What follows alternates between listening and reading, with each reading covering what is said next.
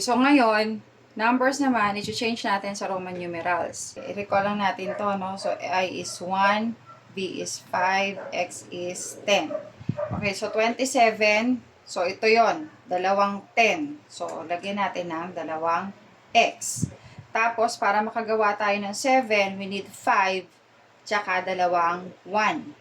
So, 5 plus 1 plus 1 is 7. So, yung 5 is V, and then kailangan pa natin ng dalawang 1. So, ito yung answer natin. 36. So, kailangan natin to. Pwede naman tong isulat 3 times. So, 10. So, tatlong X, X, X, X. And then, 6. So, we need 5 at saka isang I. Yan. And then, 19, so isang X lang yan.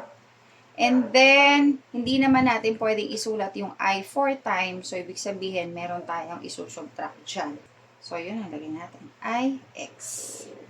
XIX. Yan yung 15, 10, X, and then 5. XV.